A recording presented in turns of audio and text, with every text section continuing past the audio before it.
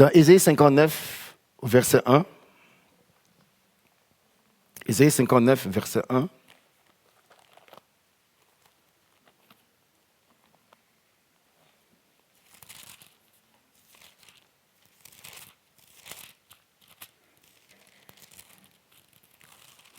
le peuple d'Israël aussi était dans une situation où, à un moment donné, il s'est posé des questions. Mais qu'est-ce qui se passe? On jeûne, on prie, puis Dieu ne parle pas, Dieu ne répond pas, il n'y a rien qui se manifeste, rien du tout. Et c'est là où Ésaïe va dire, mais non, non, non, non. Qu'est-ce que vous dites là? Que la main de l'Éternel est devenue trop courte. Il dit non, ce n'est pas vrai. Ce n'est pas vrai. Ésaïe s'inscrit en faux, il dit non, non, non, non. La main de l'Éternel n'est pas devenue trop courte, ses oreilles dures pour entendre. Il dit, ce n'est pas vrai. C'est un mensonge. C'est un mensonge. Ce n'est pas vrai. Dieu est aussi bon, aussi fidèle, aussi généreux.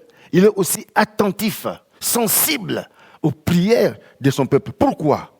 Parce que c'est lui, Dieu même, qui nous demande de prier. Matthieu 7, 7. Demandez et l'on vous cherchez et vous frappez et l'on vous. Mais c'est lui qui nous demande, c'est pas nous. La prière, ça vient de Dieu. Dieu dit à toi, il dit, mais Sonny, demande-moi. C'est lui qui te dit de lui demander.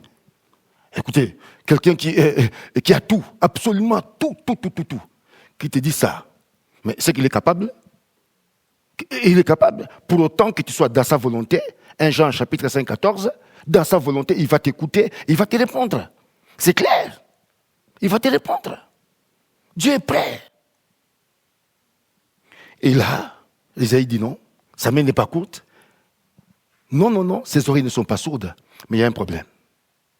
Il y a un souci. C'est lequel? Regardez la suite. La suite. Mais ce sont quoi? Vos fautes. Une autre version se marquait vos crimes qui ont fait séparation entre vous et votre Dieu. Ce sont vos péchés qui vous ont quoi? Caché sa face et l'empêché de vous écouter. Ce qui ce matin va me conduire à ce qu'on puisse voir quelques points qui sont des entraves, des obstacles, comme des cailloux dans cette relation-là de donner et de recevoir. C'est-à-dire où nous venons devant Dieu pour pouvoir prier à Dieu, lui demander et recevoir. Quels sont les obstacles? Qu'est-ce qui peut nous empêcher? Qu'est-ce qui peut être comme un mur, comme un écran, qui fait que nous prions, nous jeûnons, et il n'y a rien qui se passe? Et ça peut être décourageant. Et je suis d'accord avec toi, mon frère et ma soeur. J'ai jeûné, Seigneur, mais j'ai prié. J'ai fait les choses comme tu m'as dit. Mais il n'y a rien qui se passe. Les portes sont toujours fermées. Les écluses des cieux sont toujours fermées. Mais qu'est-ce qui se passe? C'est une bonne question. C'est une bonne interrogation en cette fin d'année. Où j'ai prié, c'est ma prière à moi, qu'on finisse cette année-ci vraiment dans la victoire, dans la paix, dans la joie. On peut voir les écluses des cieux qui étaient fermées hier s'ouvrir en ce mois de décembre. C'est possible. C'est possible, frères et sœurs. C'est possible que tu vois la main de Dieu, quels que soient les obstacles que nous pouvons traverser, que tu vois cette main venir, se manifester pleinement. C'est possible, frères et sœurs. C'est possible. Mais il nous faut des fois payer les prix. À genoux, implorer la grâce de Dieu. À genoux, invoquer ce Dieu-là. À genoux, crier à ce Dieu-là. Il n'a pas changé. Hébreux 13, 9 dit qu'il est le même hier, aujourd'hui et éternellement. Malachie 3, verset 10, qu'il ne change pas. Et moi, j'aime ce caractère de Dieu-là parce qu'il est fidèle. Il ne change pas. Ce qu'il a fait hier, il le fait encore aujourd'hui. Le miracle d'hier, il le fait encore aujourd'hui. Il est Dieu. Il ne peut pas changer. Alors ce matin, j'aimerais qu'on puisse prendre quelques points qui constituent des obstacles à la prière, qui nous empêchent de voir la main de Dieu et qui nous empêchent que le Seigneur ne puisse pas nous écouter. Et nous allons prendre le premier point. Il y a quelque chose qui, comme l'a dit Ésaïe là-bas, qui vraiment peut être un obstacle majeur, c'est le péché. Dans le psaume 66, verset 18, psaume 66, 18.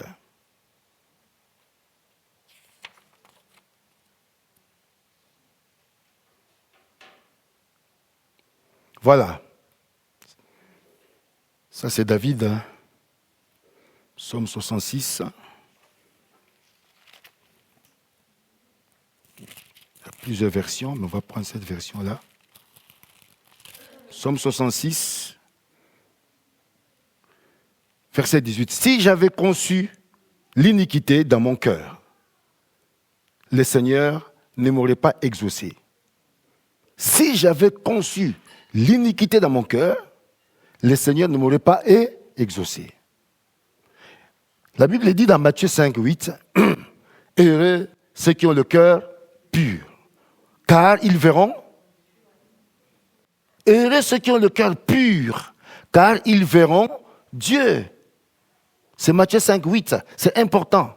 Si notre cœur n'est pas un cœur qui est propre, un cœur qui est pur, un cœur qui est en bonne santé, c'est déjà un obstacle, frères et sœurs. C'est déjà un obstacle. Tu peux jeûner, tu peux crier, taper les mains, faire du bruit, du boucan et tout ça, mais il y a un problème.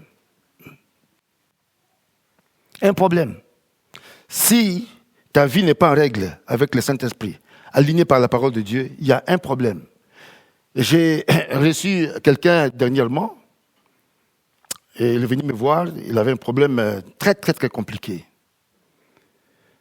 Et j'étais avec un collègue, et on l'a conseillé, et avant de prier, on a reçu déjà la prière, qu'il fallait qu'il puisse tout simplement se repentir, être vrai et sincère avec Dieu. Et on lui a dit clairement, écoute, ton problème est simple. Si tu es vrai avec Dieu, si tu es sincère avec lui, toutes ces montagnes-là que tu vois là, ça va s'écrouler d'un coup. D'un coup. Moi, j'ai été clair avec elle. On a donné du temps, mais on a compris qu'il voulait, en fait, nous tromper. Moi, je dis, mais tu peux nous tromper, nous ne sommes que des hommes. Mais c'est toi qui prétends être un enfant de Dieu avec ton Père. C'est avec lui. Toi, tu peux pas tromper Dieu. Tu ne peux pas. Il connaît ta vie, il connaît ta situation, il sait exactement tout.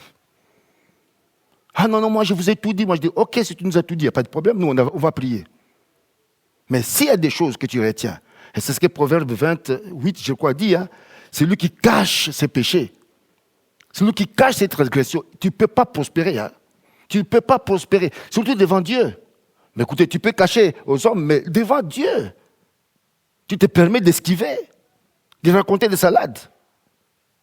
Et malheureusement, pour cette personne, c'est ce qui s'est passé. Il est reparti, et puis il m'a rappelé pour me dire, ah non, j'ai encore des attaques et tout ça et tout. Moi, je connais l'histoire. Je connais l'histoire, je sais qu'il y a des choses qu'il ne nous a pas dit. Je l'ai dit à mon collègue là, je connais. Ça. Il aurait fallu qu'il le dise, mais je ne voulais pas le pousser. Non. Il nous a dit, non, dites au Seigneur de vous révéler. Moi, je dis, non, nous ne sommes pas des devins. Ah non. Toi, tu connais ta vie à toi. À la place de repentir, tu veux que nous puissions aller chercher Dieu pour te révéler. Et c'est malheureux aujourd'hui, ces gens-là qui veulent que des prophéties. C'est ce qu'elle attendait de nous. Moi, je dis, toi, de moi, tu ne l'auras pas. Je te dis, c'est la parole de Dieu avec laquelle je suis venu te conseiller. Si tu ne veux pas par rapport à cette parole, je suis navré. Et au moment où je vous parle, elle est toujours dedans. Elle est toujours dedans. Et j'ai appris qu'il veut aller dans tel pays chercher les hommes de Dieu qui sont puissants. Moi, je dis, vas-y, dépense ton argent. Dieu attend simplement que tu te répandes. Où est le problème? Tout est bloqué. Les cieux sont fermés. Il n'y a aucune pluie. David dit, si j'avais conçu l'iniquité dans mon cœur, Dieu ne m'aurait pas exaucé. Le péché sous toutes ses formes nous empêche, nous sépare de Dieu, nous éloigne de Dieu et fait en sorte qu'on ne peut pas percer de la prière, frères et sœurs. On ne peut pas. C'est pourquoi nous devons avoir un cœur pur, Un cœur qui est libre, frères et sœurs, libre dans ces mois de décembre. Disons, demandons à Dieu de libérer nos cœurs. Libérer nos cœurs. On traîne des choses depuis des années, qui sont encore là, enfouies en nous. Et ce cœur-là, qui est encombré, c'est difficile, frères et sœurs, de voir la main de Dieu. C'est compliqué, frères et sœurs, d'avoir une percée de la prière. C'est compliqué. Je vous l'ai dit, frères et sœurs, j'en fais de l'expérience. Lorsque je bronche devant Dieu, je vois comment le Saint-Esprit, il vient, je suis mal à l'aise. Je ne suis pas tranquille. Je ne suis pas tranquille. Jusqu'à ce que je vienne vers lui me repentir. Parce qu'il me dit, il y a quelque chose qui ne va pas là, Dieu donné. Non, tu ne peux pas avancer. Je dois m'abandonner à lui. Demander sa grâce. C'est important, frères et sœurs. Ne nous amusons pas avec le péché. Non, non, non. Dieu il est intransigeant avec le péché. Il nous aime, mais il déteste le péché. Il hait le péché. Il n'aime pas. Il n'aime pas. Mais des fois, nous gardons l'amertume. Nous gardons le non-pardon. Nous gardons toutes ces choses-là, la médisance, tout ce qui fait partie de notre vie de chaque jour. Le Saint-Esprit voit cela. Il dit non, il y a un souci là. Benjamin, non, ça ne va pas. Ça ne va pas. Regarde. Si tu as le Saint-Esprit, il va te le rappeler. Il te mettra mal à l'aise. Jusqu'à ce que tu confesses. Il faut apprendre à confesser nos péchés devant Dieu, à confesser, à régler les situations, même entre frères et sœurs. Régler les situations. Régler dans nos familles, dans nos relations. Régler les choses, frères et sœurs. Je disais, c'est pas à qui j'avais dit ça. Je sais pas, oui, quand on avait la rencontre avec, la semaine d'avant, là, avec le conseil, j'ai eu le fils à Guillaume, qui c'est qui connaît le premier, Guillaume, pour ceux qui le connaissent. Il vit des moments intenses, spirituellement parlant, ce jeune homme. Intense. T'as pas l'idée. Mais j'ai parlé avec lui. Il m'a donné juste un bref témoignage sur le non-pardon. Il avait un problème là-dessus. Et le Saint-Esprit est venu pointer du doigt. Il dit, Guillaume, ce problème-là, si tu ne le règles pas, si tu ne vas pas vers cet homme-là, tu lui demandes pardon, tu es bloqué. Il a cru que c'était l'amusement. Ce n'était pas l'amusement. Il a eu une éruption de boutons dans tout son corps. C'est seulement quand il a pardonné que les boutons sont partis. Les pardons. On s'amuse avec ça aujourd'hui. Hein? On s'amuse avec ça. Mais moi, je l'ai toujours dit, je le dirai toujours, dans nos églises, le jour où on va pardonner sincèrement, on va vivre des miracles instantanés. Je vous assure, instantanés. On rentre là, on est en train simplement de louer le Seigneur, le Saint-Esprit agit. Il libère, il guérit, il restaure. Je vous assure. Je vous assure, frères et sœurs. Mais non, on réchine. On n'a pas pardonné. On n'a pas oublié. On revient là-dessus. On dit à la personne, oh, mais c'est bon, magnifique, tout ça. Mais quand tu le vois, tu es mal à l'aise. Tu veux fuir. C'est quoi comme pardon, là? C'est quoi comme pardon? Les douleurs du passé. Quelqu'un t'a fait du mal, mais non, tu n'oublies pas. C'est toujours là. 10 ans après, c'est toujours là. C'est comme une plaie qui est là, qui n'a jamais été pensée. Mais le Saint-Esprit est là, frères et sœurs. Il ne peut pas penser ces blessures-là. Moi, je pose la question. On a parlé ce matin du médecin. Jésus est le médecin. Il ne peut pas te guérir. Il ne peut pas te guérir. Non, je pose la question, frères et sœurs.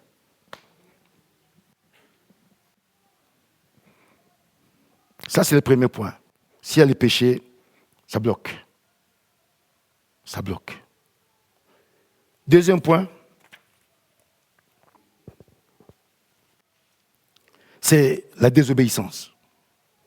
Vous connaissez 1 Samuel 15. Hein? 22, où, quand la disqualification de Saül, qui a été disqualifié à cause de la désobéissance, à cause de la rébellion. Et Dieu, par Samuel, a dit, mais est-ce que Dieu prend plaisir aux holocaustes, à la graisse et tout ça? Non, non, non. Ce que Dieu veut, c'est l'obéissance. Parce qu'elle vaut mieux que les sacrifices. Elle vaut mieux que le sacrifice. C'est ça. Tu as jeûné et tu as été de gauche à droite, tu as prié tout. C'est sur des sacrifices. Mais Dieu ne veut pas voir ça. Dieu veut voir tout simplement. Il veut voir tout simplement ton cœur. Ton cœur. Un cœur obéissant. Un cœur soumis. C'est pourquoi, regardez, frères et sœurs, le ministère de Christ, auquel ministère splendide, rayonnant, fructueux, victorieux, Jésus-Christ de Nazareth. Pourquoi? Parce qu'il était soumis. Il était obéissant à son Père. Soumis, obéissant. Mais lorsqu'on a un enfant comme ça, comme Jésus, ben, le Père ne peut que tout donner. Tout. Et c'est important, frères et sœurs. S'il y a la rébellion dans nos cœurs, si Dieu trouve la rébellion en nous, ça pose un problème dans la prière. On ne peut pas percer. Impossible. Il faut régler ces problèmes-là. Et Saül, il a fait quelque chose. Il a été disqualifié totalement. Fini. Et c'est David, l'homme selon le cœur de Dieu, qui lui pouvait se repentir devant Dieu, était soumis, était obéissant. C'est lui qui a été mis à sa place. Donc, la rébellion, la désobéissance, c'est quelque chose qu'il faut écarter. Si nous voulons être vraiment dans une communion profonde avec notre Dieu. Il y a aussi l'indifférence, le manque d'intérêt par rapport à la parole de Dieu. L'indifférence, le manque d'intérêt par rapport à la parole de Dieu. Il y a beaucoup de chrétiens qui prient. Des fois, ce sont des paroles qui n'ont pas d'effet, des paroles d'hommes. Et ça n'a aucun effet, aucun impact. Une vraie prière efficace, une prière qui a de la ferveur, de l'intensité, qui peut produire du résultat, qui a un impact, c'est une prière qui est toujours basée sur la parole de Dieu. C'est important. Je parle aux hommes de prière, aux femmes de prière. Si tu veux devenir une guerrière de la prière, une femme et un homme de prière, et que le monde des ténèbres peut avoir crainte, peut avoir peur. C'est ce que j'ai partagé avec un frère hier. Il m'a dit que Spiridion a dit, Charles Spiridion pour ceux qui le connaissent, que lui, il préférait former un seul chrétien qui soit fort dans la prière que 10 qui prêchent. C'est fou, hein? Incroyable. Parce que le plus faible d'entre nous de l'assemblée, ici où on est, le plus faible de la vie spirituelle, simplement. Mais s'il se met à genoux à prier Dieu, dans les dispositions, selon la parole de Dieu, le diable tremble. Tu fais trembler l'ennemi quand tu es à genoux. Tu fais trembler. Il n'aime pas la prière. Le diable n'aime pas. C'est la seule chose qu'il craint, c'est une église qui prie. Une église qui est debout de la prière, un homme qui prie, une femme qui prie, une famille qui prie. Alors le diable, il est mal à l'aise. Il peut choper là une crise cardiaque. Et c'est clair.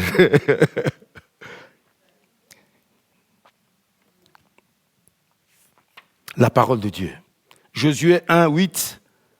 Qu'est-ce que Dieu a dit à Josué? Que ce livre de la loi ne s'éloigne pas de ta. Médite-le jour et. C'était quoi? C'est alors que tu auras dû. Regardez, dans toutes tes entreprises, même dans la prière qui est aussi une entreprise. La prière, c'est du job, c'est du travail. Même là, tu auras du succès.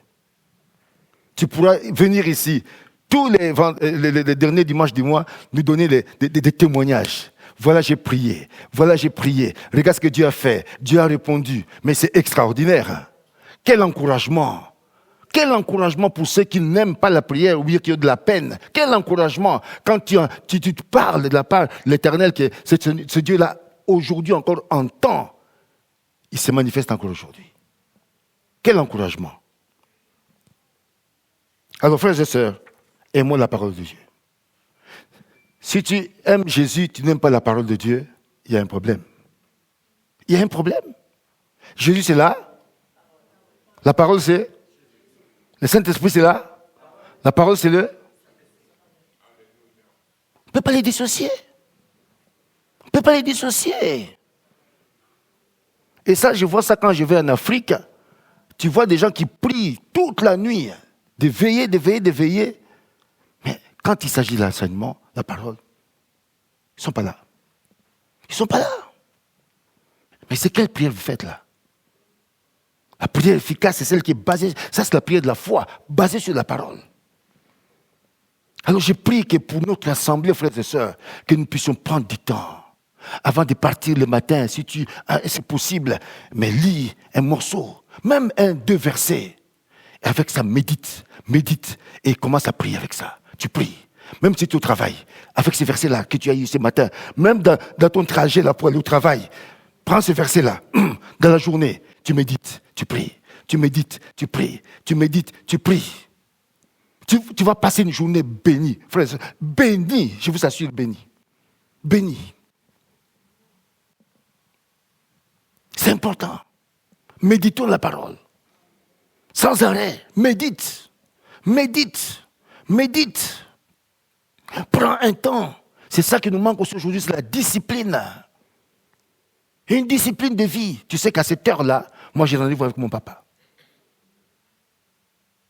C'est important. Maman Rita. Important. Lis la Bible. Lis ta parole. C'est une nourriture extraordinaire qui te fortifie. Tu peux passer une mauvaise nuit, mais le matin, si tu prends ta Bible, tu lis un morceau de la parole de Dieu, oh là là, ça change tout. Mais si nous ne lisons pas, là aussi, nos prières peuvent être bloquées, peuvent être tout simplement empêchées de pouvoir porter le fait. Il y a aussi un point, et c'est que j'aimerais vous laisser ce matin, c'est le fait de se fatiguer de Dieu. Il y a des gens qui se fatiguent de Dieu. Hein? Peut-être pas ici dans notre assemblée, mais j'en ai rencontré. Ah, moi, votre Dieu là, non. Ésaïe 43, verset 22. Fatigué de Dieu. Ah, moi, je ne prie plus. Ah non, moi, j'ai arrêté de prier. J'ai arrêté de lire la parole. C'est votre Dieu là me fatigue. Ah, Saint-Esprit, aide-nous. Ésaïe 43, au verset 22. Que dit la Bible?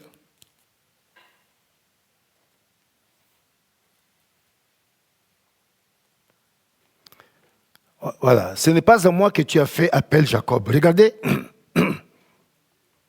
quelqu'un qui n'appelle pas Dieu, quelqu'un qui n'invoque pas Dieu, quelqu'un qui ne consulte pas Dieu. Il dit, oui, tu t'es fatigué de moi. Tu t'es fatigué de moi. C'est pourquoi tu ne viens plus. J'aime bien dans l'Ancien Testament, les gens qui rencontraient le plus Dieu, ceux qui étaient en communion souvent avec Dieu, c'est des gens qui vivaient très souvent dans des situations bizarres de péché. C'est pourquoi ils apportaient les holocaustes, ils apportaient les sacrifices et tout ça pour expier leurs péchés. Et donc les sacrificateurs, forcément, ils les voyaient venir tous les jours. Mais malgré, tu vois, l'aspect du péché, ce qui est magnifique, c'est qu'ils avaient la grâce de rencontrer le Seigneur pendant ces moments-là. Mais les pharisiens, et qui, eux, ils croyaient être parfaits et tout ça, on les voyait rarement venir, parce qu'ils étaient parfaits. Mais heureusement que nous sommes encore des pécheurs aujourd'hui, et que nous avons la grâce d'aller vers Dieu, simplement comme un enfant qui a fait une bêtise, dit « Papa, pardonne-moi ». Quelle grâce nous avons. Nous ne nous fatiguons pas de Dieu. Nous ne lassons pas ce Dieu-là. Il est fidèle, frères et sœurs. Il est bon. Il est bon.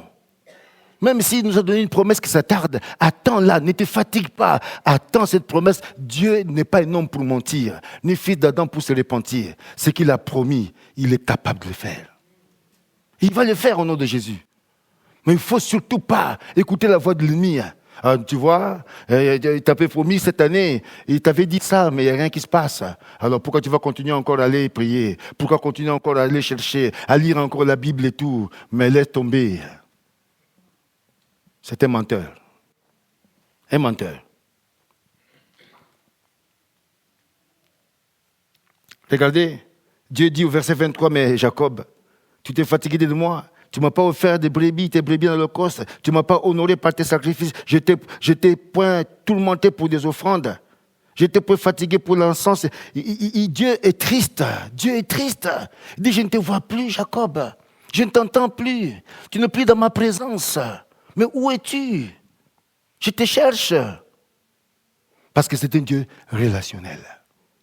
Dieu est content quand il voit son peuple ensemble. Il est content quand il voit sa fille, son fils venir dans sa présence. Il est content, il est comblé.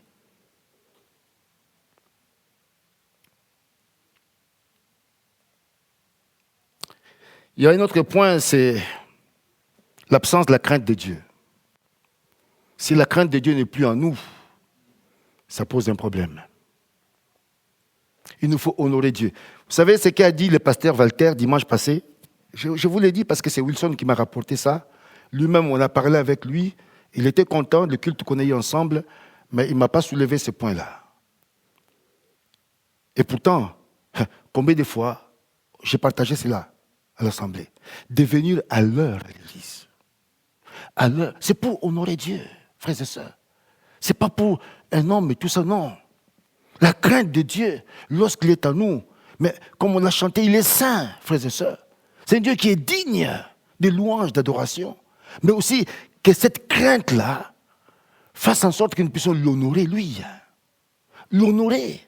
Je ne pense pas que parmi nous ici, s'il y a quelqu'un qui a un rendez-vous avec un conseiller fédéral à 10 heures, ici à la place du château, que tu vas te pointer là-bas à 11 heures.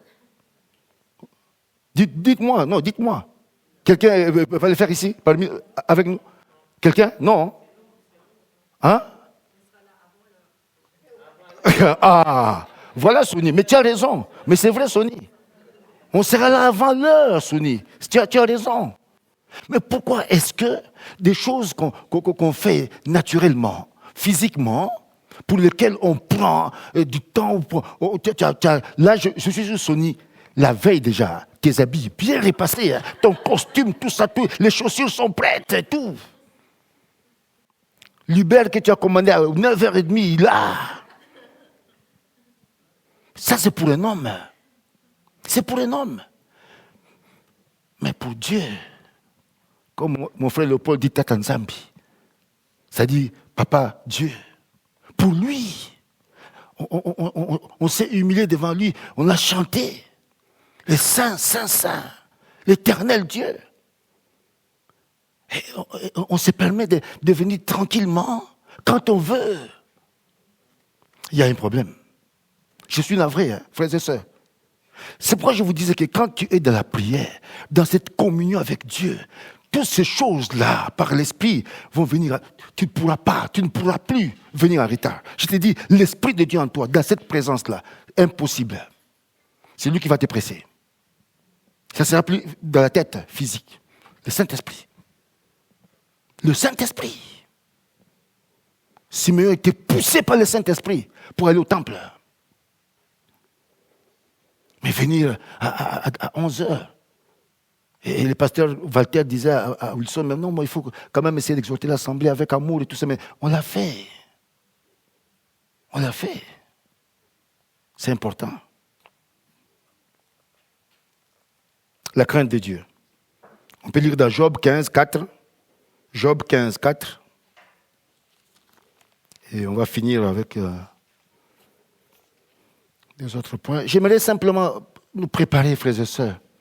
Si nous voulons remporter des victoires pour ce mois de décembre, on a consacré à la prière.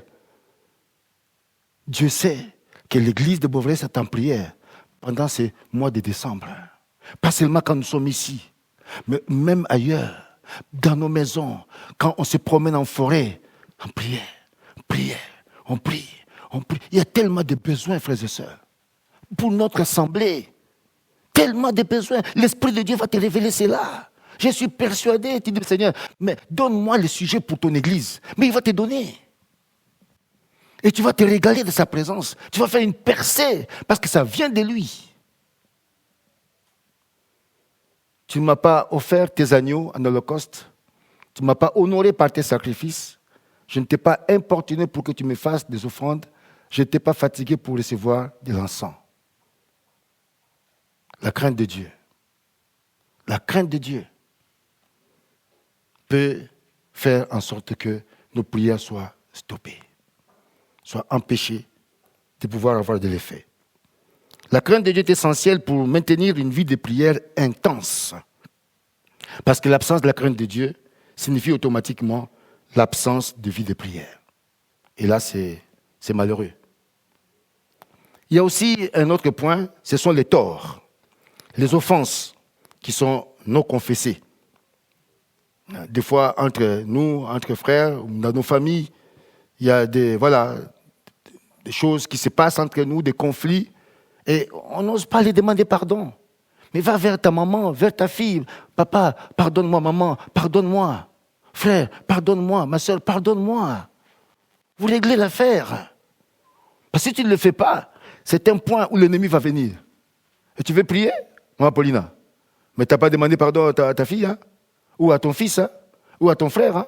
Et tu veux prier, l'ennemi vient avec ça. Et au bout du moment, tu es bloqué. Ma Paulina, il ne faut pas dormir, hein? Oh! Ne dors pas, maman Paulina.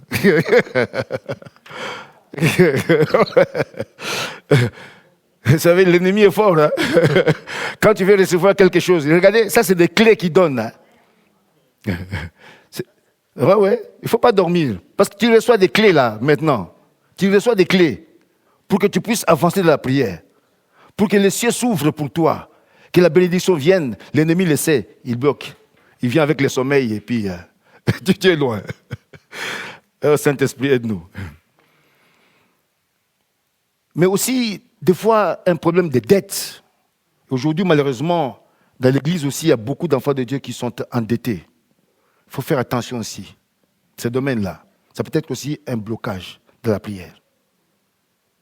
Des gens qui, même au niveau de l'église, hein, tu as été emprunté quelque chose à Léopold, et puis, au bout d'un moment, tu fuis même l'église, parce que tu sais qu'il va te demander son argent. Mais c'est son argent, lui. Il faut le lui rendre. Il faut être honnête. Il faut être honnête. Non, mais ça se passe dans nos églises, malheureusement. Et tu vois, la personne, il n'est plus là, mais parce qu'il a une dette avec personne. Et ça, ce n'est pas bon non plus. Il faut régler ces choses-là entre nous pour que la prière puisse aussi être efficace. Matthieu 5, versets 23 à 24.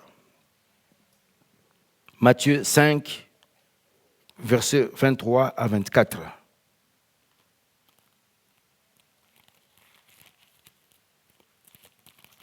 Connaissez ces versets?